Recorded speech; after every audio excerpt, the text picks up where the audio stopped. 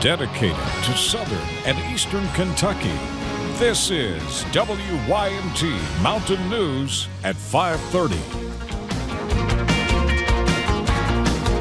Good evening, I'm Steve Hensley. An unusual sight awaited drivers on Buzzard Road in Clay County this morning. Police got a call that a stolen school bus was found unattended and wrecked. WYMT's Taylor Upchurch has more. Aware of hazards this wrecked school bus might cause, a thoughtful thief left warning signs. Turn the flashers on, it's sticking out in the road in the curve. So that was, at least consider it on that part. Police say somebody attempted to take the bus onto a logging trail, but instead got stuck. Not sure if the two crimes are connected. Police say it could have been used as a getaway vehicle. There was supposed to have been some fencing that was stolen also this last night, and I'm not sure if it was to haul the fencing in or what. Wire was torn from the bus, leading police to wonder if a camera was inside.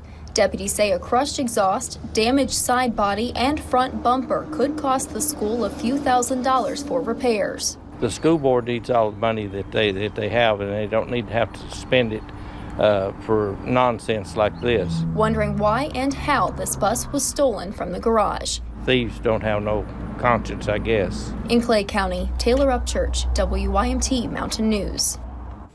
Police still need your help finding the suspect or suspects responsible for stealing and crashing the school bus. If you have any information, you should call the Clay County Sheriff's Office at 606-598-3471. A Wayne County man is behind bars after troopers say he committed crimes while talking online to an undercover investigator posed as a teenage girl. Kentucky State Police say 30-year-old Cledius Jones is charged with trying to procure a minor and 2 counts of distribution of obscene matter to a minor as a result of an online investigation. After the online communication, troopers executed a warrant at Jones's home and seized electronic devices. He's being held in the Wayne County Detention Center. A Danville family is lucky an accidental shooting did not end worse. A toddler got a hold of a gun, shooting himself in the foot. We're told this happened just before midnight. Danville police say the 2-year-old got hold of his grandfather's pistol. Relatives told us the loaded gun was under a pillow when the boy found it. We are told the injuries are serious, but police say they are not considered life-threatening. We are told the toddler's parents were at work and that he was with his grandfather.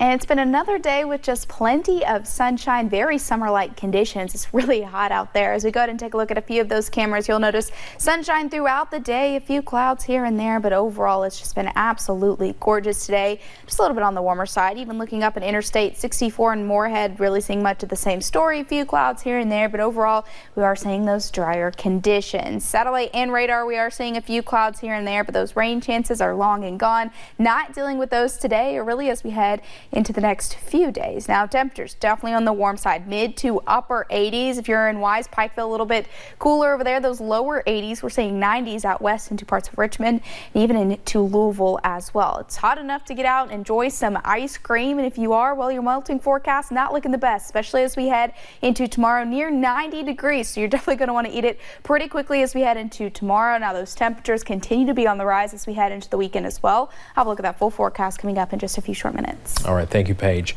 Right now, search and rescue crews are working to locate a stranded hiker in Jessamine County.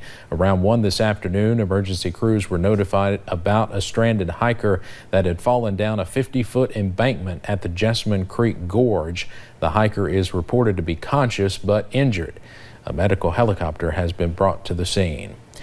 Schools in Johnson County are receiving new computers when the fall semester begins. Students will work on the new Macs during the day, and the Macs will still be used at night. WYMT's Buddy Forbes explains. Students in Johnson County will soon be participating in cancer research without even trying. Whenever the computers are not being used by our students, they're running cancer research in the background. Johnson County Board of Education purchased 156 new Mac computers this week at a fraction of the cost thanks to a partnership with DataSeam. Only cost the district less than $35,000.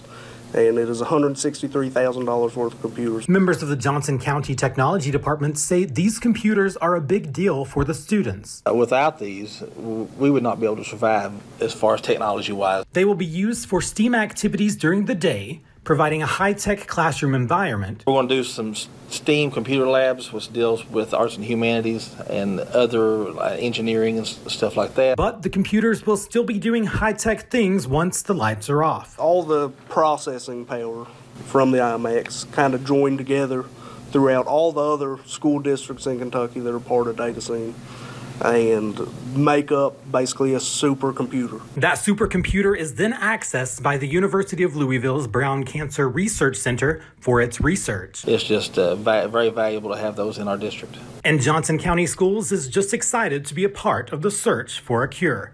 In Johnson County, Buddy Forbes, WYMT Mountain News. For more information about DataSeam and its mission, just visit kydataseam.com.